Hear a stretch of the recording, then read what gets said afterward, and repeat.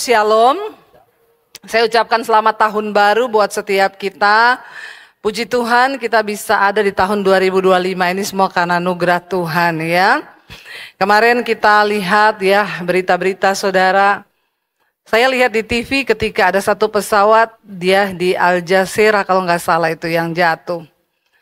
Ya dia mendarat tanpa roda itu, lalu yang hidup di bagian ekor sama di bagian kepala itu pada hidup. Yang meninggal yang di tengah. Besoknya keluar berita bahwa para ahli sedang menyelidiki kira-kira tempat duduk yang mana yang paling aman di pesawat. Ya supaya orang-orang tahu kalau mau duduk di pesawat itu pilih-pilih kursi yang aman. Ya belum sempat bikin penelitian, besoknya pesawat Jeju juga mendarat darurat dan hampir semuanya meninggal. Kayaknya 2 yang kritis, tapi kalaupun hidup lumpuh seumur hidup. Tapi hampir nggak ada yang selamat. Ya, lalu katanya ada burung yang masuk ke baling-baling. Itu semua hanya cara, saudara. Tapi memang itu sudah waktunya. Jadi nggak usah cari-cari tempat aman, amin. Karena tempat yang paling aman itu berjalan bersama Tuhan. Ya, hidup ini ada di tangan Tuhan. Makanya saya nggak setuju kalau ada berita, ada di Instagram orang yang nulis berolahraga 1 jam sehari menambah umur 3 menit. Maka semua olahraga 1 hari 10 jam supaya bertambah 30 menit. Ingat ya, hidup mati kita itu di tangan Tuhan. Sehat di tangan kita, tapi umur tetap di tangan Tuhan. Jadi kalau kita masih ada di awal bulan di tahun 2025 ini, itu anugerah bagi kita. Artinya tugas kita belum selesai. Ya, jadi kita harus melakukan bagian kita. Nah, hari ini tema firman Tuhan berjalan bersama Tuhan. Goal dari kekristenan itu sebenarnya berjalan bersama Tuhan. Tapi yang terjadi tidak semua orang Kristen berjalan bersama Tuhan. Karena banyak yang berjalan dengan nggak tahu dengan siapa. Ya, ada yang berjalan bersama mertua. Ya, mengandalkan mertua karena mertuanya kaya. Yang mengandalkan orang tua, ada yang berjalan bersama istri, ada yang berjalan. Tapi saya mau bilang Bapak Ibu, mumpung masih ada waktu, ayo tahun ini kita mau berjalan bersama Tuhan. Kalau kita rindu berjalan bersama Tuhan, maka Tuhan itu terlebih rindu untuk berjalan bersama kita. Tapi pada dasarnya, pada prinsipnya, pada kenyataannya, tidak semua orang Kristen itu berjalan bersama Tuhan. Ya, kalau kita nggak berjalan bersama Tuhan, saudara, bahaya. Ya, saya tidak bicara tentang hanya kita diberkati di dunia ini, sebab banyak orang diberkati tapi ternyata nggak bersama Tuhan. Nah, hari ini kita pengen baca tema yang diberi hari ini tadi seperti yang dikhotbahkan Pak Gembala. Dari Yesaya 41 ayat yang ke-10. Saya yakin kita semua yang dulu punya Alkitab, kitab yang dibaca, ini pasti semua kita sudah di stabilo orange. Ya, siapa yang menstabilo ayat ini di Alkitab? Ya, kalau zaman anak-anak muda sekarang sudah nggak pakai stabilo karena mereka sudah tidak mengalami kitab yang dibaca Alkitab dulu. Tapi saya termasuk ayat ini yang saya stabilo malah masih digaris bawahi lagi. Ya terus dilingkari. Karena ayat ini menjadi ayat emas banyak orang Kristen. Dan memang kalau kita lihat ayat ini sangat powerful saudara. Ya namun sebelum saya baca ayat ini, sebelum kita lebih jauh mengerti tentang ayat ini, saya pengen kita tuh belajar Alkitab. Kitab Yesaya pasal 40 ya sampai 66 itu bicara tentang dan itu ditujukan buat bangsa Israel yang sedang berada di pembuangan. Ingat selalu saya mau sampaikan siklus dari bangsa Israel. Berdosa, dihukum, bertobat, dipulihkan, berdosa lagi, dihukum lagi, bertobat lagi, dipulihkan lagi, lalu berdosa lagi. Makanya Israel tuh kota Yerusalem dibangun sampai 14 kali. Diruntuhkan, dibangun, diruntuhkan, dibangun, diruntuhkan, dibangun. Nah, banyak dari kita yang siklus hidupnya tuh begitu terus. Makanya dari tahun ke tahun, hidup kita tuh gak pernah berubah. Lalu kita bilang, sama seperti Tuhan Yesus, tidak berubah dahulu, sekarang, sampai selama-lamanya. Yesus gak berubah, kita harus berubah. Saudara tahu ketika bangsa Israel akhirnya berbuat dosa yang sudah tidak terampuni lagi, mereka dimurkai Tuhan, lalu diizinkan Tuhan mengalami pembuangan di Babel. 70 tahun dibuang di Babel. Saya mau kita semua merenung sejenak. Saudara yang tinggal di Jakarta, tiba-tiba saudara semua dipaksa pindah. Ya, enggak usah jauh-jauh lah ya. Ke kota Poso aja, kota saya. Saya mau tanya, saudara nyaman? Dari rumah saudara yang saudara diami, tiba-tiba karena keadaan politik negara yang tidak menentu, lalu Yerusalem dikuasai musuh, lalu mereka dipaksa untuk kamu keluar dari sini. Pergi kamu kerja di satu negeri yang kamu nggak tahu. Kamu tinggalin rumahmu, semua yang kamu miliki, dan kamu datang di situ tanpa modal apapun. Dan kau diperhamba di sana, disuruh kerja. Enak keadaannya? Enggak. Itu satu keadaan yang sangat memprihatinkan, mereka kehilangan harapan, mereka sedih, tapi ya dosa. Saudara, kenapa saya selalu berkata, baca perjanjian lama. Jangan saudara pisahkan dua. Oh, sekarang kan zaman perjanjian baru. Malah ada yang bilang, saya nggak suka dengar Bu Debbie Basir itu. Kenapa? Itu pengkhotbah perjanjian lama. Bapak Ibu, kalau engkau mau mengenal sifat Allah, maka bacalah perjanjian lama. Tuhan itu tidak pernah berubah loh. Walaupun sudah ada perjanjian baru, tapi sifat Allah tidak pernah berubah. Selalu yang namanya dosa mendatangkan penghukuman. Selalu yang namanya dosa membawa murka Allah. Selalu yang namanya dosa membawa hidup kita terkutuk. Jangan menggampangkan dosa di hidup ini. Sehingga banyak yang bilang, kita kan sudah di zaman kasih karunia. Yesus sudah mati buat kita. Ya, dan darahnya tersimpan, darahnya tersedia seperti rinso. Yang bisa mencuci dosa kita sewaktu-waktu. Terus saudara enak aja melakukan dosa. Lalu saudara bilang ada darah Yesus.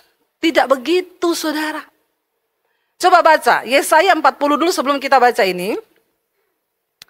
Yesaya 40, kalau saudara ada Alkitab yang di sana ada judul perikop, ya. Makanya saya selalu bilang tolong itu handphone di-download aplikasi Alkitab. Amin.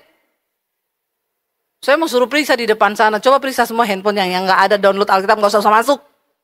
Nggak perlu masuk, ya. Sama kalau kita mau masuk kemana ada scan, punya nggak scan? Masa orang Kristen itu HP nggak di-download Alkitab tuh kebangetan loh. Ya, bagaimana saudara tahu jalan kehidupan, bagaimana saudara tahu kebenaran, bagaimana saudara bisa mengerti jalan Tuhan. Yang di-download aplikasi foto beauty. Yang gendut jadi lancip, jadi tirus. Yang flek-flek jadi mulus. Kepalsuan itu kepalsuan. Ya, hapus itu yang tidak penting, ayo download aplikasi. Supaya saudara dimanapun bisa belajar Alkitab. Kalau saudara punya di sana Alkitabmu ada judul perikop, lihat di sana. Tulisannya di atas di judul perikopnya adalah begini. Bagian kedua dalam kurung pasal 40 sampai 66. Keselamatan untuk bangsa yang di dalam pembuangan. Berita tentang kelepasan. Itu ada di sini. Oh, jadi saudara ngerti, oh ayat ini untuk orang Israel yang lagi dalam pembuangan. Mereka tertekan, mereka sedih. Lalu Tuhan mengangkat Yesaya sebagai nabi. untuk menyuarakan suara Tuhan. Saudara perhatikan, dari zaman perjanjian lama, nabi-nabi itu diangkat Tuhan. Cuma satu tugasnya, menyerukan tentang pertobatan. Itu toh, tidak ada yang lain. Semua nabi diangkat, dia datang dan berkata, bertobatlah. Bertobatlah. Nah, pengkhotbah hari ini juga sebenarnya disuruh Tuhan untuk menyerukan tentang pertobatan. Jadi dengar pendeta yang masih ngomong pertobatan, yang nggak ngomong pertobatan tak usah didengar. Karena banyak nabi palsu sekarang, cuma ngasih tahu yang enak-enak terus, tapi tidak mengingatkan umat tentang pertobatan. Semua nabi di Alkitab, cuma Tuhan suruh serukan satu hal, yaitu bertobat. Ketika Tuhan mendengar mereka di pembuangan di Babel, berseru sama Tuhan karena sudah tersiksa nih. Lalu mereka merendahkan diri, bertobat sama Tuhan. Tuhan, ampuni kami Tuhan, kami sekarang terhukum. Tapi pulihkan kami Tuhan, kami udah gak betah dalam keadaan ini. Alkitab berkata Tuhan bisa murka, tapi belas kasihnya memang lebih besar daripada murkanya. Tapi akibat dosa selalu harus ditanggung. Jangan lupa itu. Lalu lihat di sana, Tuhan kirim Yesaya untuk menyampaikan pesannya. Ayat 1 berkata begini, baca bersama. Yesaya 40 ayat yang pertama, saudara. Di sana firman Tuhan, Tuhan suruh Yesaya berkata kepada bangsa itu. Baca 1, 2, 3. Hiburkanlah umatku, demikian firman Allahmu. 2, tenangkanlah hati Yerusalem dan serukanlah kepadanya bahwa perhambaannya sudah berakhir, bahwa kesalahannya telah diampuni. Kenapa berakhir? Kenapa diampuni? Sebab ia telah menerima hukuman dari tangan Tuhan. Berapa kali lipat? 2 kali lipat karena segala dosanya. Jangan malas baca perjanjian lama, karena yang begini-begini ini di akhir zaman mulai dihilangkan. Tuhan tidak pernah berubah. Dia benci dosa. Dan dia tidak bisa mengingkari firman-Nya.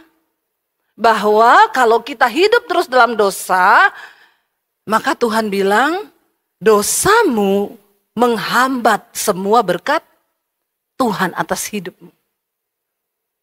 Ini yang sering kali kita lupa dan tidak kita dengar diberitakan. Sehingga kita santai dalam hidup ini. Lalu kita berputar-putar, tidak ada kebahagiaan dalam hidup, dalam rumah tangga. Saya bukan bicara soal uang, saudara. Ya, tapi apakah engkau berjalan bersama dengan Tuhan dalam hidupmu? Untuk melakukan segala kehendak Tuhan. Ingat loh, Tuhan bilang sama bangsa itu. Bahwa dosamu telah diampuni, hukumanmu akan segera berakhir, kesalahanmu diampuni, perhambaanmu sudah berakhir. Sebab engkau telah menerima hukuman dari tangan Tuhan 2 kali lipat. Itu tadi, berdosa, dihukum, bertobat, berdosa lagi, dihukum lagi, sampai dikasih penghukuman berapa kali lipat? 2. Bilang sama Tuhan ini, Tuhan saya nggak mau 2025 ini hidup dalam siklus yang sama terus. Karena banyak orang itu bertobat cuma wacana. 2025 aku mau bertobat. Ya, itu yang saya bilang. Tuhan 2025 saya mau meraih semua ya harapan-harapanku yang tertunda dari 2024. Yang sudah aku gumuli di 2023, yang sudah saya doakan 2022, yang sudah aku gumulkan dari 2021, yang sudah muncul di hati sejak 2020. Pret. Berarti hidupmu gak pernah berubah. Muter kayak bangsa Israel di padang gurun. Karena begitu, akhirnya sampai dihukum 2 kali lipat penghukumannya. Lalu bertobat, minta ampun. Akhirnya Tuhan ngomong. Kasih tahu sama mereka, ya ini loh, kasih tahu. Ingat saudara, perjanjian baru sudah ada, tapi tidak ada satupun dari iota di perjanjian lama yang dihilangkan Tuhan. Baca perjanjian lama. Ya, saya lebih suka baca perjanjian lama, saudara. Ya, karena banyak pelajaran tentang sifat Allah yang tidak pernah berubah sampai hari ini. Dia mengasihi orang berdosa, tapi dia benci dengan dosa. Dan setiap dosa ada upah dan konsekuensinya. Catat itu baik-baik. Lalu kita lihat ayat pasal yang 41 baru kita baca sekarang ayat yang ke-10. Ya. Ayat yang ke-8 mulai. Yesaya 41 ayat yang ke-8. Ini tidak serta-merta terjadi kepada semua orang Kristen, janji tentang penyertaan Tuhan tadi. Kalau saudara lihat di Yesaya 41 yang ada judul perikopnya di Alkitab saudara, judulnya di sana apa? Israel hamba Tuhan. Dari mereka tadi memberontak, dihukum 2 kali lipat, bertobat, lalu muncul mereka punya sebutan baru oleh Tuhan, Israel hamba Tuhan. Kita ini semua Israel rohani. Dan kita semua harusnya adalah hamba Tuhan. Berulang kali saya ingatkan, hamba Tuhan bukan pendeta. Pendeta itu jabatan. Karena banyak pendeta yang bukan hamba Tuhan. Harusnya semua pendeta hamba Tuhan. Tapi pada kenyataannya ternyata tidak semua. Siapa hamba Tuhan? Orang yang taat kepada Tuhan. Itu disebut hamba Tuhan. Jadi kalau saudara taat sama Tuhan, walaupun kau bukan PDP, PDT, PDM, engkau disebut hamba Tuhan. Mereka yang layak menerima janji berkat Tuhan. Kalau gitu sekarang ngomong kanan kirimu, kamu hamba Tuhan. Ya, kalau dia nggak pede bilang aja gini, insya Allah masih OTW, berarti mau bertobat. Hanya orang yang menjadi hamba Tuhan di hadapan Tuhan yang layak untuk menikmati semua janji tentang penyertaan Tuhan. Yuk baca ayat yang ke-8. Yesaya 41 ayat 8, tetapi siapa? Engkau hai Israel hambaku, hai Yakub yang telah kupilih, keturunan Abraham yang kukasihi. 9. Engkau yang telah kuambil dari ujung-ujung bumi dan yang telah kupanggil dari penjuru-penjurunya.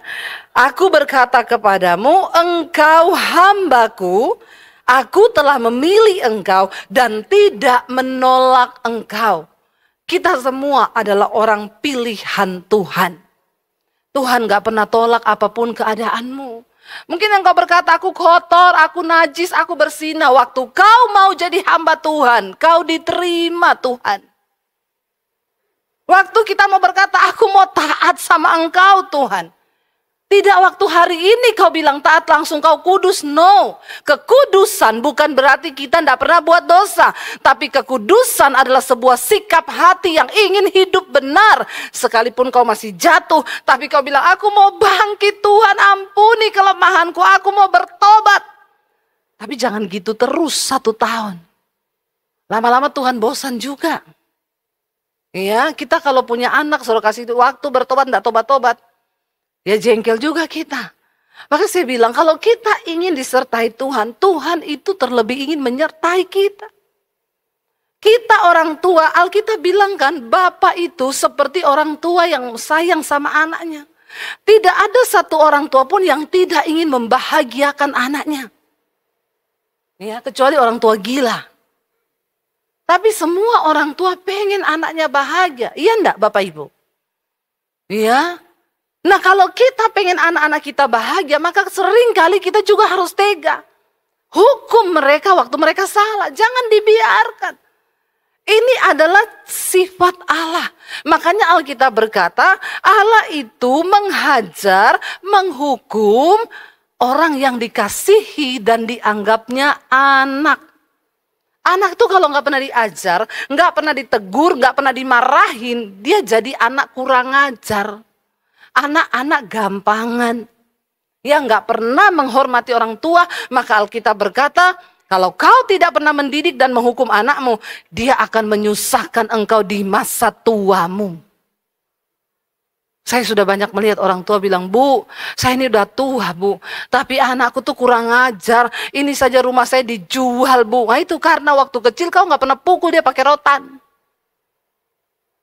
Kalau anakmu salah, ajar. Terutama orang-orang tua muda-muda ini. Ya terlalu banyak parenting.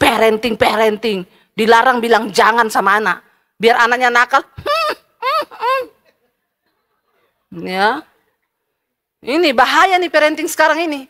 Ya, menyesatkan juga. Nggak boleh bilang jangan. Jadi semuanya boleh. Padahal 10 hukum Tuhan dimulai dari kata, jangan kau ikut-ikut itu yang tidak ada di Alkitab. Alkitab bilang rotan itu bagus buat anak-anakmu. Tapi dengan zaman sekarang, nggak tahu ini perkembangan zaman, unsur-unsur firman Tuhan tuh dihilangin loh semua. Ya, anak-anak muda yang baru nikah.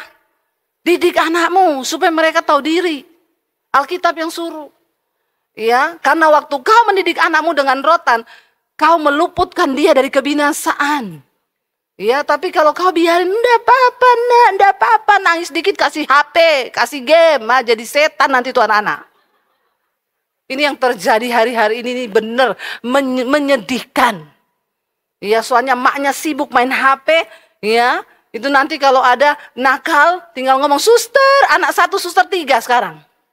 Saya dulu anak 3, nggak pakai suster. Ya, mengerikan nih zaman-zaman sekarang ini. Apalagi mau ngajari prinsip-prinsip Alkitab, udah nggak ada, saudara.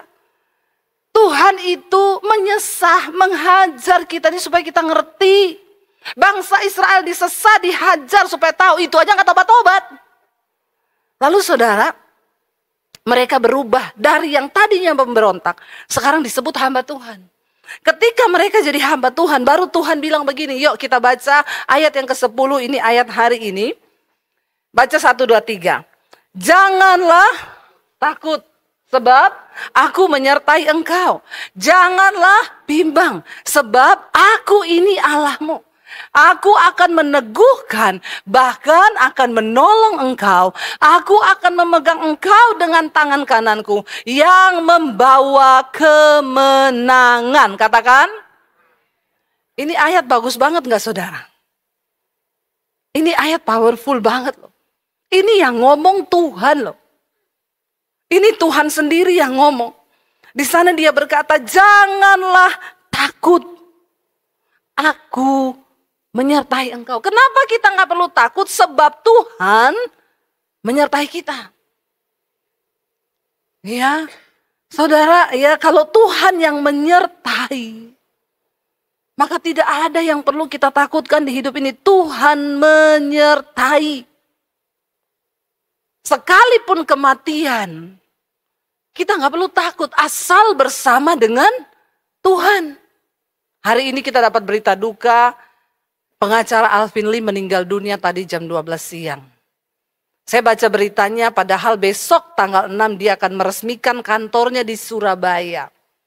Tapi bangun pagi tadi sudah sangat lemah dan menghembuskan nafas terakhirnya tadi jam 12 siang. Kita semua turut bersimpati ya, tapi inilah kematian. Besok mau resmikan kantor di Surabaya. Tapi Tuhan bilang cuma sampai di hari Minggu. Tanggal 5 jam 12 siang. Tuhan, aku besok mau resmikan kantor loh. Kagak. Time limit sudah selesai. Lalu ketika time limit hidup kita selesai, engkau menghadap Tuhan, yang akan ditanya Tuhan apa? Waktu kau hidup, apa yang sudah kau perbuat untuk melakukan kehendak-Ku? Cuma itu toh. Dia nggak tanya pencapaianmu, Tuhan nggak tanya sertifikatmu, Tuhan nggak tanya jabatanmu, nggak ada semua itu. Makanya jangan kau habiskan waktu-waktu sisa hidupmu cuma untuk mengejar kepentingan dirimu sendiri. Karena sudah terlalu banyak waktu yang kita pakai untuk diri kita sendiri. Ayo bilang, Tuhan, aku mau lakukan kehendak-Mu. Sekalipun capek. Tapi ada upah di dalam kekekalan. Saya bilang sama Tuhan, saya nggak mau bilang capek melayani. Selama masih diberi waktu, besok pagi jam 5 saya start ke Bandungan, naik mobil dengan suami. Pembukaan sekolah misi angkatan yang ketiga. Ya, ayo selama masih ada waktu. Ya Tuhan, kami mau melakukan kehendak-Mu karena waktu kita mati. Nggak bisa kau bilang, saya mau buka peresmian kantor besok loh. Di sini, saya besok, Tuhan ada rapat ini, meeting ya sama pejabat. Tuhan besok ini belum selesai.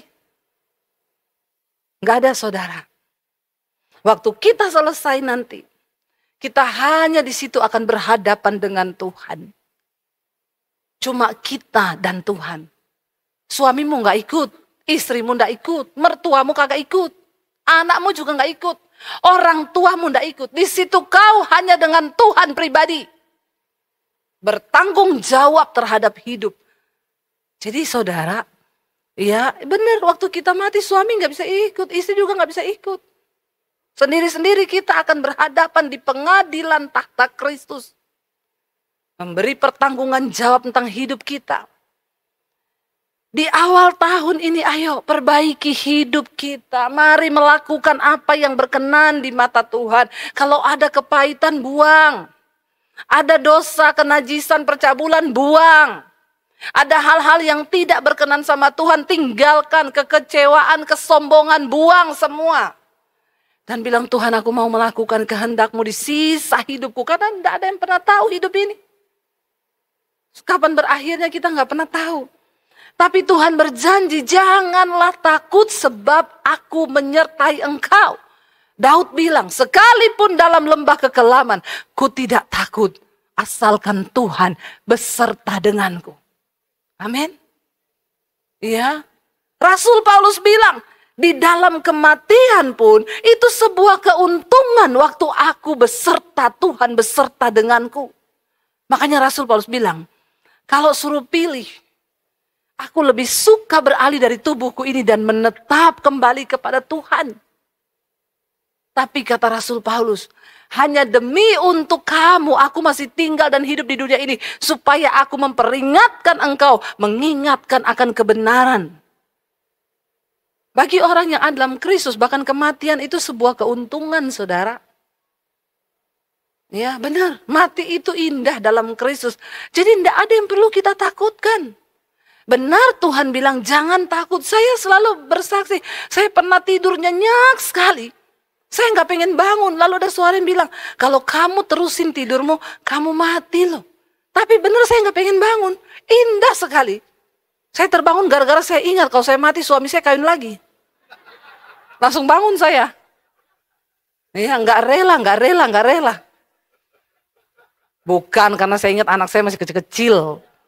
Ya tapi benar dalam Tuhan itu jadi kita nggak usah takut. Yang penting kita sudah melakukan kehendak Tuhan selama kita hidup. Banyak orang Kristen yang masih takut mati. Tuhan bilang jangan takut, aku menyertai engkau. Ya lalu jangan bimbang. Sebab aku ini Allahmu. Ini satu penyataan yang powerful. Seperti orang tua yang ngomong sama anaknya. Kalau ada temanmu di sekolah nakali kamu, ngomong ya. Karena kamu punya papa dan mama. Anak itu langsung, dia dapat kepercayaan. Tuhan ngomong loh sama kita, aku ini Allahmu. Ya, aku akan meneguhkan, bahkan menolong engkau. Aku akan memegang engkau dengan tangan kananku yang membawa kemenangan. Kenapa disebut tangan kanan? Itu bicara tentang kekuatan. Kecuali yang kidal. Tapi jarang orang kidal. Sebab yang normal itu tangan kanan itu bicara tentang kekuatan. Tuhan pegang kita dengan tangan kanannya yang membawa kepada kemenangan demi kemenangan demi kemenangan. Ya, dia tidak pernah ingkar janji. Waktu kita mau sungguh-sungguh, kita pasti mengalami kemuliaan dan pertolongannya. Saudara, saya mau bersaksi. Jadi, puji Tuhan saya tanggal 1 kemarin, tahun 2025 saya pindah ke rumah baru. Nggak usah tepuk tangan. Nggak perlu tepuk tangan. Saya cuma mau bersaksi. Beberapa bulan yang lalu saya bilang sama suami gini, rumah saya itu ya kalau dibilang kecil sih sebenarnya tidak, tapi ya seiring bertambahnya waktu jadi kecil.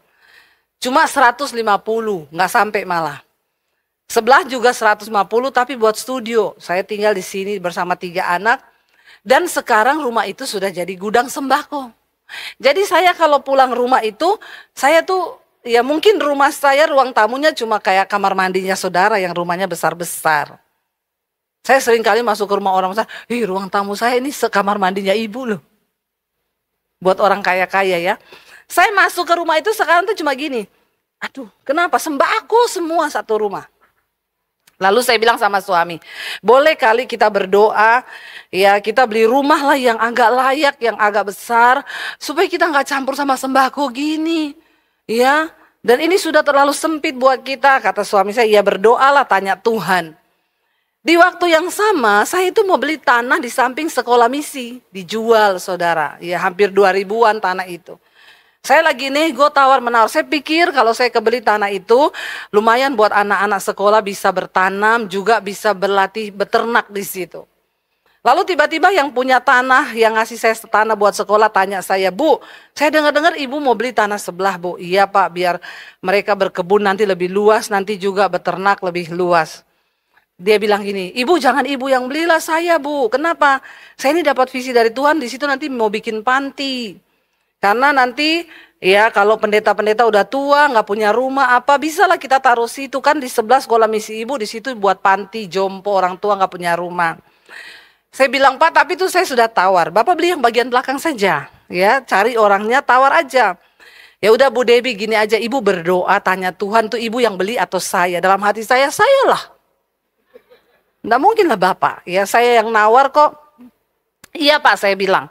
Oh saya balik ke Jakarta, jadi 2 pergumulan. Tiba-tiba, dulu saya pernah bersaksi Pak Amos Jayaratnam itu kan menubuatkan kita waktu di acaranya Pak Rudi Tanu. Ya saya nggak tahu nih Pak Rudi datang atau tidak nih, atau masih di luar negeri. Tiba-tiba Pak Rudi kabari saya gini, Bu Debbie, ini Pak Amos datang loh. Dia kan dulu pernah nubuatin ibu sama suami. Perkara besar di Jakarta waktu ibu udah mau pulang Solo. Ini dia datang, saya mau ajak dia makan malam. Ibu mau gabung gak? Biar ibu ikut bersaksi sama dia. 13 tahun lalu dia nubuatin ibu. Udah mau menyerah di Jakarta, mau pulang. Gak ada duit sama sekali, saya pulang naik motor waktu itu ke Solo. Boleh Pak, saya juga pengen ketemu. Kita makan saudara. Saya cerita sama Pak Amos, Pak dulu Bapak nubuatin kita 13 tahun lalu sekarang terjadi. Wah luar biasa Tuhan ya, iya gini. Cuma cerita itu toh saya gak cerita apa-apa. Mau pulang dia bilang, Bu, saya mau berdoa buat Bapak sama Ibu, iya. Kita nggak minta didoakan, nggak minta dinubuatin, nggak cerita apa-apa. Waktu sudah berdoa, dia bilang gini, saya dapat penglihatan 1 bidang tanah. Ibu lagi bergumul 1 bidang tanah. Tapi Tuhan bilang itu bukan ibu yang beli. Dalam hati saya dia tahu dari mana ya, saya nggak cerita loh. Itu nanti bukan ibu yang beli, itu ada orang lain yang beli, tapi kayaknya di situ nanti akan ada panti. Tajam dan terpercaya. Saya bilang, kok dia tahu ya? Setelah itu nubuatan kedua dia bilang gini, oh iya 1 lagi Tuhan bilang, Tuhan akan kasih ibu 1 rumah yang untuk benar-benar itu buat family. Tidak dicampur untuk kantor, untuk pelayanan, itu benar-benar untuk family. Jadi saya lihat di situ, wow, saudara Tuhan itu beserta. Akhirnya sudah kami bergumul lalu cari rumah dan saya dapat rumah itu saudara. Saudara bayar rumah itu saya dapat harganya di bawah separuh. Sampai waktu mau dinotaris itu pajak tidak percaya. Katanya ini mesti menipu ini harganya. Sampai dipanggil yang punya rumah suruh bikin pernyataan, bikin surat. Dianggap kita ini menipu. Saya bilang saya nggak tipu, tanya aja ini semua. Akhirnya bikin pernyataan, dia nggak percaya. Dan kemarin tanggal 1 saya sudah di rumah baru. Nggak ada sembako-sembako lagi di situ. Saya cuma mau bilang saudara. Waktu kita berjalan bersama dengan Tuhan. Ada hal-hal yang di luar logika yang Tuhan akan tunjukkan. Dia buat kemudahan. Dia berkata, aku menyertai engkau. Aku ini Allahmu. Jangan bimbang. Aku akan meneguhkan bahkan akan menolong engkau. Dan bukan hanya itu, memberi kita kemenangan. Jangan pernah berjalan sendiri dengan kekuatanmu. Karena di dunia ini ada begitu banyak hal yang tidak dapat kita selesaikan dengan logika kita manusia. Saudara, kalau yang namanya berfokus kepada Yesus itu berarti ya berfokus, saudara. Jangan tergoyah fokusnya. Saya ini tadi pagi kurang fokus ya. Jam 9 harusnya saya pelayanan di Citraland, saya datang ke Robinson, Pak. Soalnya saya ini tadi malam tidur jam 4. Jam 6 saya sudah bangun, cuma tidur 2 jam. Kemarin saya tidur jam 3. Sudah minum obat tidur, tapi nggak bisa tidur. Ya malah lapar tengah malam. Ya tapi ya puji Tuhan saudara. Yang kalau namanya gagal fokus itu berantakan semua. Saya datang jam 9, loh Bu, Ibu bukan jadwalnya jam 9 di sini, nanti jam 11. Aduh, terus saya di mana? Saya lihat lagi, oh saya di Ciputra, lari saya ke sana saudara, tapi puji Tuhan masih keburu. Kalau kita nggak fokus, maka semuanya jadi berantakan. Nah tahun ini, biasanya kita membawa proposal kepada Tuhan setiap kali malam tahun baru. 3 lembar proposalnya. 1, 2023 pengen punya rumah lagi. 2, pengen punya mobil lagi. 3, pengen punya ini, pengen mencapai ini. Tapi biarlah tahun ini kita bawa kertas kosong sama Tuhan. Amin. Bilang, Tuhan, aku bawa kertas kosong, tulis semua targetmu atas hidupku.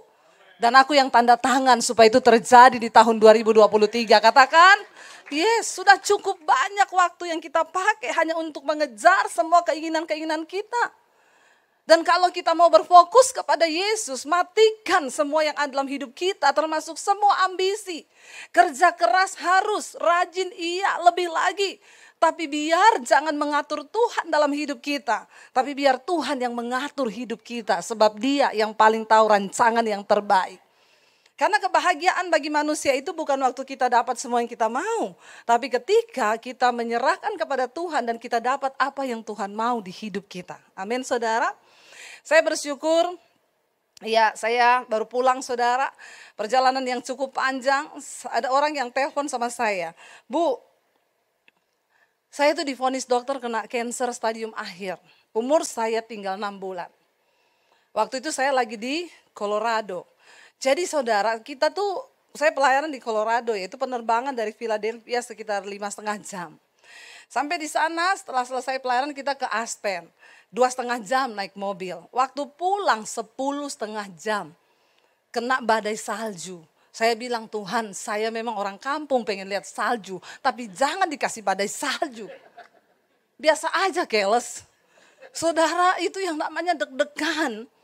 Aduh, lihat ke sebelah kanan saya saljunya sudah 1 meter. Lihat sebelah kiri saya sudah 1 meter. Di depan itu kabut, hujan salju, deras, angin kenceng. Mobil, kaca depannya sudah beku.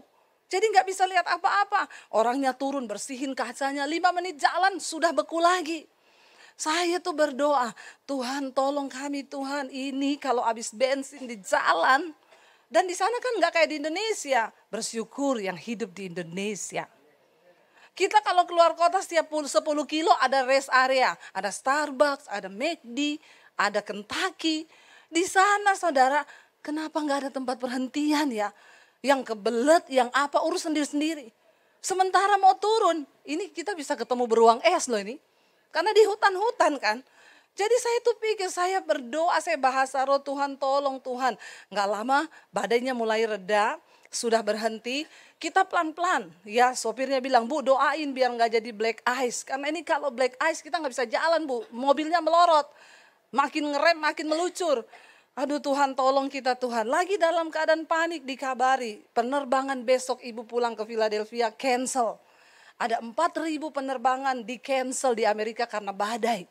Saya bilang, terus Pak, saya ini tanggal 24 pelayanan. Harusnya terbang 23. 25 pelayanan Natal 2 hari. 26 kami pulang ke Indonesia.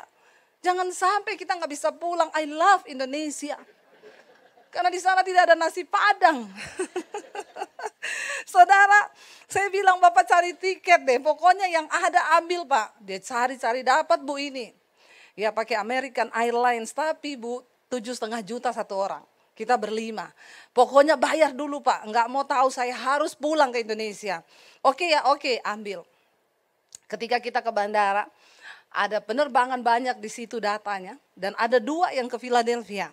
Semua satu-satu mulai ting cancel, ting cancel, ting cancel, ting cancel. Tayangan di layar adalah badai. Lalu saya lihat, Tuhan ini yang Philadelphia tolong jangan di cancel. Yang pesawat satu yang selain kami ting cancel. Aduh ini kalau kita cancel gak bisa pulang. Tiba-tiba penerbangan kita ding delay 1 jam. Puji Tuhan cuma delay. Bunyi lagi 1 jam, ayo siap-siap mau naik pesawat. Ting, delay lagi 1 jam. Aduh Tuhan ini pasti cancel dalam nama Yesus jangan. Tapi akhirnya kita terbang saudara. Kita terbang ya di tengah badai, di tengah persoalan yang kita hadapi saudara. Akhirnya kita bisa tiba walaupun saya setelah itu melihat ya di postingannya Omex ini di Instagram. Ada pesawat Hawaii Airlines itu sampai pecah-pecah kepala itu penumpangnya kena turbulence di atas dan mereka terlempar dalam pesawat, pramugarinya kepalanya berdarah. Ya kalau nggak salah 25 penumpang harus dievakuasi bawa ke rumah sakit. Saya mau naik pesawat lihat itu Omex. Jadi saya juga takut berderak jantung saya. Ya dan penerbangan ya goncangan cukup lumayan. Tetapi di tengah goncangan itu saya ingat waktu kita terbang. Suami saya itu tutup kaca waktu mau landing di Chicago. Saya bilang, "Say, udah diumumin mau landing, buka itu kaca, saya mau lihat kota." Kalau sudah lihat kota itu udah ayem hatinya kan. Ini goncang-goncang terus. Begitu suami saya buka, yang saya lihat awan gelap. Makin keringetan saya di pesawat. Oh Tuhan, badai. Lalu Roh Kudus tuh ngomong gini, jangan fokus kepada badai, tapi fokus kepada Tuhan yang menyertaimu. Terus saya bilang, tutup itu jendela, cepat tutup. Dia tutup, saya tutup mata, fokus kepada Yesus saudara. Bisa ayem hatinya. Lalu saya berdoa saudara. Tiba-tiba ada satu suara yang bilang di hati, kenapa manusia itu butuh keyakinan? Ya, kenapa orang butuh keyakinan? Karena di tengah keadaan yang seperti itu rasanya hidup mati di depan kita. Kita masih bisa tenang kalau kita punya keyakinan. Saya akhirnya berdoa, Tuhan pokoknya saya serahkan hidup saya. Kalau sudah waktunya memang kami mati karena badai ini, karena pesawat ini jatuh atau bagaimana, pokoknya saya berserah. Apalagi kita ini satu keluarga, bareng-bareng perginya ketemu langsung di sorga. Saya berserah, bukankah hidup adalah Kristus, mati adalah sebuah keuntungan? Saya yakin dan saya yakinnya saya penuh di dalam Yesus. Akhirnya begitu turun dari pesawat, saya tanya anak-anak saya, goncang tadi ya? Mereka bilang, iya Mam, aku sudah minta ampun dosa sama Tuhan, menyerahkan roh, jiwa dan tubuhku kepada Yesus. Terus saya gini, oh berarti mereka juga punya keyakinan kepada Tuhan. Itu yang membuat saya juga bersyukur. Nah di tengah saya menghadapi badai yang seperti itu, ada ibu telepon, Bu Dewi, saya divonis dokter kena kanker stadium akhir, umur saya tinggal 6 bulan. Berarti saya harus mempersiapkan kematian saya Bu. Saya bilang, Ibu yang divonis dokter tinggal 6 bulan mempersiapkan kematian. Jangankan Ibu, saya ini juga mempersiapkan kematian. Karena kita bisa mati sewaktu-waktu. Saya bilang, Ibu belum tentu yang divonis mati tinggal 6 bulan lagi itu duluan mati. Kemarin jemaat di Philadelphia, saudara, malam Natal, meninggal. Habis makan malam tidur. Istrinya dengar kok enggak ngorok suami saya. Biasanya malam ngorok. Makanya bersyukur ibu-ibu yang suamimu tuh ngorok. Kalau dia masih ngorok berarti ada tanda kehidupan. Jangan kau berdoa supaya ngoroknya berhenti. Nanti kalau berhenti ngoroknya kau cari itu ngorok. Istrinya dengar kok enggak ngorok suami saya. Dia lihat kok diem, dibangunin, digoyang-goyang, udah enggak bangun. Sehat. Habis makan malam. Yang divonis 6 bulan belum mati sampai sekarang. Masih hidup. Kenapa saya bicara tentang kematian? Wah Bu Dewi ini baru hari pertama tanggal 1 2023 udah ngomong mati. Kita nggak tahu hidup ini saudara. Jangan sombong kalau engkau merasa engkau muda. Karena syarat untuk mati nggak harus tua. Jangan sombong karena engkau merasa engkau sehat. Tiap hari saya check up. Gula darah saya bagus, kolesterol saya bagus. Syarat untuk mati nggak harus sakit kan. Ada yang divonis 6 bulan sampai sekarang masih hidup. Yang gak divonis apa-apa, tiba-tiba mati lagi tidur. Bukankah kita harus semakin fokus mengejar Tuhan hari-hari ini? Tanggalkan semua ambisi, tanggalkan semua yang kita mau, kebanggaan kita dan merendahkan diri di hadapan Tuhan. Tadi firman Tuhan berkata, Filipi 3 sudah dibaca oleh Ibu Gembala, ayat 13 berkata di sana, saudara-saudara, aku sendiri tidak menganggap bahwa aku telah menangkapnya, tetapi ini yang kulakukan. Aku melupakan apa yang telah di belakangku dan mengarahkan diri kepada apa yang di hadapanku.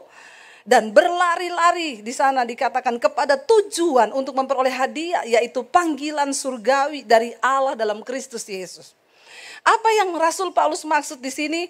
Aku sendiri tidak menganggap bahwa aku telah menangkapnya. Tetapi ini yang aku lakukan, aku melupakan apa yang ada di belakangku. Apa yang dia lupakan? Kebanggaannya. Rasul Paulus sangat bangga dengan hidup lamanya, saudara. Itu terbukti di ayat yang ke-7, dia bilang begini. Ayat yang ke-6. Ayat yang ke-5, maaf. Disunat pada hari yang ke-8. Ini Rasul Paulus ya. 3 ayat yang ke-5. Dia disunat pada hari yang ke-8. Bangsa Israel dari suku Benyamin. Orang Ibrani asli. Banggakan dia. Tentang pendirian terhadap hukum Taurat. Aku seorang Farisi. Enggak ada yang bisa melawan orang Farisi untuk ketaatannya di dalam hukum Taurat. Karena itu Rasul Paulus bangga. Dia bilang, aku bisa berbangga karena hal-hal lahiriah. Lalu ayat yang berikutnya, ayat yang ke-6. Tentang kegiatan, aku, siapa? Penganiaya jemaat. Zaman itu, pengajarannya adalah, kalau ada orang yang beriman lain selain daripada iman mereka, lalu dibunuh, dianiaya, itu berbuat bakti kepada Allah. Sampai hari ini pun masih ada orang berpikir begitu. Kalau dia menganiaya orang lain yang tidak seiman, yaitu dia berbuat bakti kepada Allahnya. Tapi kan itu sesat. Tapi Rasul Paulus pernah bangga dengan ajaran itu. Sebagai kegiatanku, aku ini penganiaya jemaat. Aku membunuh banyak orang-orang Kristen. Dia bangga, saudara. Lalu dikatakan tentang kebenaran dalam mentaati hukum Taurat, aku tidak bercacat. Kurang apa? Rasul Paulus bilang, aku perlu berbangga dengan semua itu. Saudara, hari ini apa yang kita banggakan? Dulu pun sebelum kita kenal Yesus, banyak hal yang kita bisa banggakan. Kalau orang berbuat jahat sama kita, kita bilang, saya balas dia, Bu. Baru dia kapok, baru tahu dia siapa saya. Bangga gak kita? Bertobat. Dia bisa bikin jahat sama saya, tapi saya bisa bikin 7 kali lebih jahat. Bangga kita. Apa yang kita banggakan hari-hari ini? Popularitas-kah, kekayaan kita, semua itu akan berakhir, saudara. Jangan bangga akan apapun, tapi banggalah karena engkau mengenal Yesus dan kebenarannya. Rasul Paulus berkata, karena itu dia bilang di sana, ya, tetapi apa yang merupakan keuntungan bagiku, sekarang ku anggap rugi karena Kristus. Apa yang dulu merupakan keuntungan bagi saudara? Gaji yang besar, uang yang banyak, barang branded, apapun yang menjadi keuntungan bagi kita yang kita rasa itu wow. Kita harus mulai tanggalkan, aku ini bersyukur, aku bangga karena aku mengenal Yesus sebagai Tuhan dan Juru Selamatku. Itu yang harus kita banggakan di hidup ini. Tanggalkan semua yang menjadi kesombongan. Dulu ada seorang yang konseling sama saya, dia bilang, Bu Debbie, saya bersyukur banget. Tuhan mendidik saya. Saya ini dari sekolah dulu ranking 1 terus saya lulus terbaik. Waktu saya kuliah saya cum laude, Bu.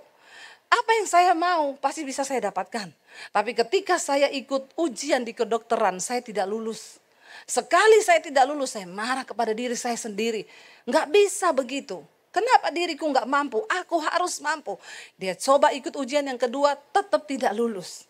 Di situ baru dia mencari Tuhan. Dan dia berkata, Tuhan, aku mohon pengampunanmu, aku merendahkan diri. Dan aku menyerahkan semuanya ke dalam tanganmu. Dan Tuhan memang izinkan dia gak lulus 2 kali. Seringkali apa yang menjadi kebanggaan kita itu menjadi dosa di hadapan Tuhan. Jangan engkau berpikir engkau sukses, engkau punya pekerjaan yang baik, engkau punya pabrik yang besar, engkau punya apapun hari ini. Seperti Rasul Paulus berkata, aku tanggalkan semua itu, aku serahkan kepada Kristus. Kita hidup dengan kerendahan hati di hadapan Tuhan dan fokus kepada Tuhan. Dia bilang, aku sekarang anggap itu semua rugi. Dosa-dosa kita, saudara, engkau yang masih suka berselingkuh, homoseksual, lesbian, yang punya kepahitan, buang di tahun 2022 yang lalu, katakan amin. Bertobat. Hidup sungguh-sungguh dalam kebenaran. Jangan bawa yang pahit-pahit di tahun yang baru. Sudah cukup banyak yang pahit di yang lalu. Tapi kita mau bawa semua yang manis bersama Tuhan. Lepaskan pengampunan. Orang berbuat jahat, enggak apa-apa. Tetap baik kepada dia, kecuali dia yang memilih untuk memang tidak mau lagi membangun hubungan, ya sudah, lepaskan. Apa yang dulu merupakan keuntungan bagiku, sekarang ku anggap rugi. Kenapa saudara? Karena ayat yang ke-8 dia bilang di sana, malahan segala sesuatu ku anggap rugi. Karena apa?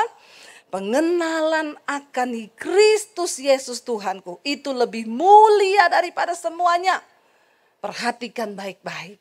Satu saat nanti engkau akan menyadari bahwa pengenalan kita akan Tuhan itu lebih mulia daripada harta yang kau miliki. Kenapa saudara? Satu saat nanti kita semua akan terbaring di satu tempat yang namanya peti mati. Dan di situ gak ada yang bisa tolong lagi. Harta kita, kekayaan kita, semua kita akan bertanggung jawab pribadi-pribadi dengan Tuhan. Sadarilah itu. Makanya firman Tuhan berkata, sadarilah kemalanganmu, tangisilah dirimu sendiri. Kita memasuki tahun ini, mari kita menangis buat diri kita masing-masing. Saya nggak suka memberi harapan-harapan palsu pada jemaat. Ya, kita sudah menerima banyak janji-janji. Tahun ini adalah tahun kemenangan, tahun ini adalah tahun pembebasan, tahun ini adalah tahun ini. Tapi belum tentu tidak akan ada penderitaan di tahun ini. Kita harus mempersiapkan iman kita. Mau atau tidak, suka atau tidak, Alkitab berkata, di hari-hari yang terakhir akan datang masa yang sukar. Tapi orang-orang yang tetap percaya pada Tuhan, yang fokus mencari Tuhan, percayalah ada pertolongan yang supranatural. Saya sudah mengalami itu, sesuatu yang tidak masuk akal Tuhan bisa buat dalam hidup kita. Apa yang tidak bisa diterima oleh logika, Tuhan sanggup lakukan. Bapak-bapak, hari ini tanggalkan semua egomu, kepinteranmu di dalam berbisnis. Katakan, Tuhan, aku libatkan engkau dalam usahaku. Turun tangan bekerja Tuhan, karena aku tidak punya cukup kepinteran. Suami istri harus bersepakat. Ya, suami harus belajar untuk mendengarkan istri. Sebaliknya istri juga harus siap untuk mendengarkan suami. Rasul Paulus berkata, ya, oleh karena itu aku menganggap semuanya itu sampah. Ya, dan ayat yang ke-8, oleh karena dialah aku telah melepaskan semuanya itu dan menganggapnya sampah supaya aku memperoleh Kristus. Ada banyak orang Kristen hidup ngaku Kristen tapi tidak memperoleh Kristus. Karena itu hidupnya kacau, rumah tangganya kacau, ke gereja tiap minggu tapi ribut terus, berantem terus, ya. Tapi waktu engkau memperoleh Kristus, semuanya akan menjadi berbeda, saudara. Dia sanggup memulihkan, bahkan apa yang kelihatannya tidak mungkin lagi. Ketika engkau memperoleh Kristus, Tuhan sanggup. Di Amerika ada seorang yang bersaksi kepada saya, Bu Debbie, saya mau berterima kasih kepada ibu. Saya dapatkan channel ibu ketika saya sedang terpuruk. Ceritanya suami saya berselingkuh, lalu dia tidak peduli saya dengan anak, dan akhirnya dia menggugat cerai saya. Orang kalau sudah berselingkuh, istri itu pokoknya jelek semua, nggak ada baiknya, ya. Akhirnya dia menggugat cerai saya, ya saya nggak bisa buat apa-apa, saya hanya bisa menerima. Kami berpisah, anak ikut saya. Saat itu saya pusing, saya stres, saya tidak memperoleh Kristus, saya Kristen. Lalu di tengah kegoyahan saya menderita, terluka, kecewa, ada seorang pria mendekati saya. Dia juga sudah beristri, suami orang. Lalu kami terlibat dalam hubungan terlarang. Dan singkat cerita saya hamil. Saya tahu dia gak mungkin menikahi saya. Dosa berakibat dosa, berbuahkan dosa. Pada ujungnya kita tahu akan ke maut, kebinasaan. Waktu saya hamil, saya tahu dia tidak mungkin menikahi saya.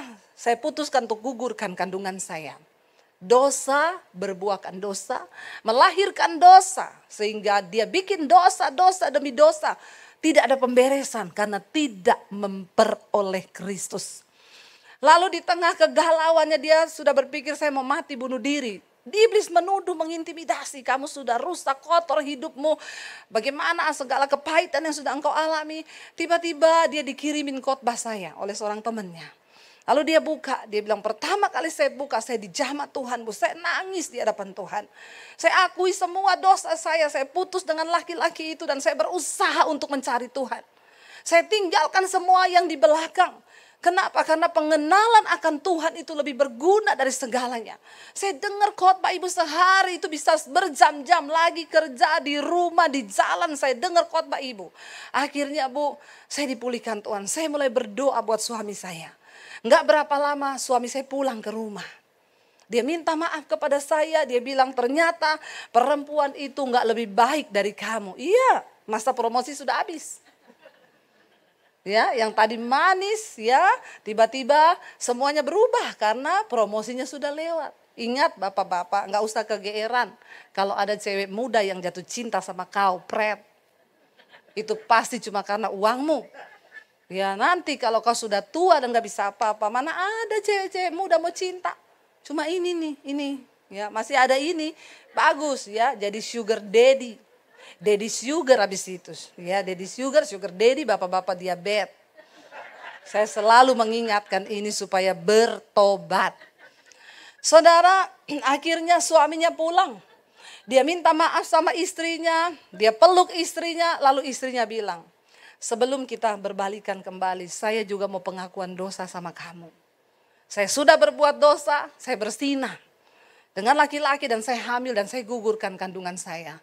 Tapi ketika engkau sudah memperoleh Kristus, dia sanggup pulihkan semuanya. Suaminya peluk dia dan berkata, aku pun tidak lebih benar dari kamu. Kita bangun kembali rumah tangga kita. Dia bilang, ibu sekarang saya dan suami tiap malam ikut mesbah doa. Makanya jangan lupa subscribe.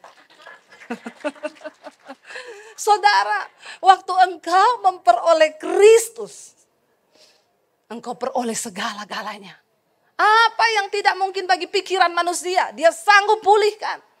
Saya ketemu banyak orang yang tadinya juga usahanya goyah, nggak usah jauh-jauh. Saya di tahun 2020 rasanya mau mati, mau jual rumah, nggak tahu mau hidup bagaimana karena pandemi. Tapi Tuhan membalikkan keadaan. Ya, seperti dia hanya semudah berfirman, saudara, ada berkat supranatural yang Tuhan sediakan bagi engkau di tahun 2023. Asal engkau sungguh-sungguh hidup di dalam kebenaran dan fokus mencari Tuhan. Berkat Tuhan hanya terjadi, ada syaratnya bagi mereka yang mau taat. Engkau nggak taat silahkan berjuang sendiri di tahun depan, tahun ini. Ya, tetapi engkau yang mau taat, apa itu berkat supranatural? Berkat yang tidak bisa kita lakukan dengan akal logika kita, dengan kekuatan kita, itu sorga sanggup lakukan buat saudara dan saya. Saya sudah mengalami itu. Saya mau bersaksi, tidak ada perkara yang mustahil bagi Tuhan. Lalu Rasul Paulus berkata di sana, supaya aku memperoleh Kristus. Ayat 9, dan apa? Dan berada di dalam dia bukan dengan kebenaranku sendiri karena mentaati hukum Taurat, melainkan dengan kebenaran karena kepercayaan kepada Kristus. Saudara, tahun 2023 kalau engkau ingin melihat pembelaan Tuhan, jangan hidup dengan kebenaranmu sendiri. Minta kebenaran Tuhan, amin. Tanggalkan semua kebenaran kita sendiri. Contoh, saya sama anak saya berantem, Bu. Kenapa ibu gak minta maaf? Maaf ya, saya orang tua. Di mana ada cerita orang tua minta maaf sama anak? Itu di ayat mana, pasal berapa, ayat keberapa? Di Alkitab ada tulis begitu? Hai orang tua, jangan pernah minta maaf sama anakmu karena kau itu tua dan dia muda. Itu kebenaran yang kau buat sendiri. Demikian suami-suami, jangan hidup dengan kebenaranmu sendiri. Istri itu pokoknya tahunnya digaji, sisanya dia gak perlu tahu uang saya. Bertobat loh. Amin bapak-bapak. Susah aminnya kalau ini. Kalau engkau mau melihat pemeliharaan Tuhan dalam hal keuanganmu, dengar suami-suami, saya mau bilang, hidup terbuka dalam hal keuangan. Karena suami istri itu satu tubuh. Ya, jangan sampai ada di sini istri yang tidak tahu PIN ATM suaminya. Ada? Tolong angkat tangan. Ternyata banyak loh saudara. Banyak. Saya sedih loh. Satu kali ada seorang ibu, suaminya meninggal mendadak saudara. Mau urus penguburan, dia bilang, saya tuh bingung Bu Debbie. Kenapa? Saya nggak tahu PIN ATM suami saya. Jadi saya mau ambil uang di mana? Sampai seperti itu loh. Bapak-bapak jangan ada dusta di antara kita. Ya, istrimu harus tahu. Tapi istri-istri jangan mata duitan. Amin ibu-ibu. Langsung pas yombing, amin. Amin ya. Saudara, kenapa ibu-ibu ya? Bukan berarti banyak bapak-bapak itu bilang ke saya nggak mau istri saya tahu saldo saya, Bu. Nanti kalau dia tahu, dia beli tas terus. Dia beli baju terus, beli sepatu terus ya. Semua harus persetujuan bersama. Satu kali saya layani ada jemaat, dia berantem dengan suaminya. Dia suruh saya datang ke rumahnya, Bu, ibu rumah saya. Ibu pernah datang ke rumah saya yang biasanya kan, di sampingnya itu ada rumah. Nanti kalau ibu sudah dekat, telepon saya buka pintu gerbangnya. Rumah itu tinggi-tinggi, rumah-rumah gedongan. Akhirnya, Bu, saya sudah dekat. Oh iya, biar pembantu saya buka. Saya masuk. Bu, ini rumah ibu di sebelah kan, ini rumah ibu juga. Iya. Suami saya enggak tahu saya beli rumah ini. Bayangkan loh saudara. Ada orang-orang itu ternyata makin kaya makin gila. Iya loh, makanya saya nggak mau kaya-kaya banget. Biasa-biasa aja ya. Karena makin kaya makin ini gila nggak gila. Ya, saya bilang suami ibu nggak tahu ini ini rumah lari saya. Kalau berantem saya lari ke sini dia nggak tahu. Jangan ngomong-ngomong. Saudara bayangkan loh ya, itu suami istri nggak saling tahu. Saudara, Yesus berkata kalau engkau tidak jujur dalam hal mamon, maka engkau tidak jujur dalam segala hal. Mamon itu sangat berbahaya. Biar suami istri saling tahu, tumpang tangan keuanganmu. Di tahun ini Tuhan kami berdoa, terima kasih buat berkat yang sudah Tuhan berikan buat kami. Ajar kami untuk mempergunakannya bijaksana sesuai dengan kepentingan Tuhan. Amin. Semakin engkau genggam uang, makin gak cukup. Makin gak cukup. Tapi ketika engkau punya hati yang murah hati, engkau tahu bahwa semua itu adalah kepercayaan dari Tuhan. Jangan hidup dengan kebenaranmu sendiri bapak-bapak. Ya, minta pertimbangan dari istrimu. Sama-sama saling beri masukan. Ya, jangan bertindak sendiri. Istri tuh nggak tahu apa-apa dalam hal bisnis, nggak usah dilibatkan. Ngertinya dapur, urusan rumah, anak, pokoknya itu saja. Bertobat. Suami istri itu punya kuasa ketika kita hidup bersama-sama. Makanya Tuhan Yesus berkata, di mana orang hidup rukun bersama. Jika ada 2 orang di dunia ini bersepakat, maka Tuhan akan mengabulkan semua doa-doa mereka. Ini bicara tentang kekuatan suami istri dalam rumah tangga. Mari kita semakin teguh, semakin kuat. Ya, berpegang saudara kepada pengenalan yang benar akan Tuhan. Dikatakan di sana, ya, berada dalam dia bukan dengan kebenaranku sendiri karena mentaati hukum Taurat, melainkan karena kebenaran kepercayaan kepada Kristus, yaitu kebenaran yang Allah anugerahkan berdasarkan kepercayaan. Ayat 10, yang kukehendaki ialah mengenal Yesus dan kuasa kebangkitannya dan persekutuan dalam penderitaannya. Ini satu paket. Kalau saudara mau jadi orang yang fokus kepada Tuhan, maka tahun ini engkau harus punya pengenalan yang benar akan Tuhan. Mengenal dia. Yang kedua, kenali kuasa kebangkitannya. Kalau engkau mengalami kuasa kebangkitannya, yang merokok pasti bisa stop. Katakan. Yang selingkuh pasti bisa stop. Asal engkau mengalami kuasa kebangkitan Yesus. Orang datang, Bu, saya nggak bisa berhenti rokok. Hei, Alkitab berkata, roh yang membangkitkan Kristus ada dalam hidupmu. Itu roh membangkitkan Yesus dari orang mati loh. Masa dia nggak bisa beri kau kuasa untuk lepas rokok? Kau aja yang alay lebay, nggak mau lepas. Saya nggak bisa lepas dari selingkuhan saya. Bisa. Libatkan Roh Kudus dalam hidupmu. Roh yang membangkitkan Yesus dari kematian ada dalam hidup kita, saudara. Apalagi sih yang kita khawatirkan, apalagi yang kita takutkan, dikatakan di sana. Yang ketiga dia bilang, dan aku mau masuk dalam persekutuan di dalam penderitaannya. Itu tadi yang saya bilang, bukan berarti tahun ini tanpa penderitaan. Yang namanya hidup tetap ada masalah. Ya, engkau boleh masuk dengan tahun ini dengan iman semua yang baik-baik. Tetapi saya mau memperlengkapi saudara. Kalau ada kesedihan, ada air mata, jalani itu dengan hati yang bersyukur kepada Tuhan. Karena pemazmur berkata, aku menderita itu baik bagiku supaya aku belajar tentang hukum-hukum Tuhan. Penderitaan baik bagi kita, ya. Makanya tetap jalani bersama dengan Tuhan. Lalu dikatakan di sana, ayat yang ke-11, supaya aku akhirnya beroleh kebangkitan dari antara orang mati. Ayat 12, bukan seolah-olah aku telah memperoleh hal ini atau telah sempurna, melainkan aku mengejarnya.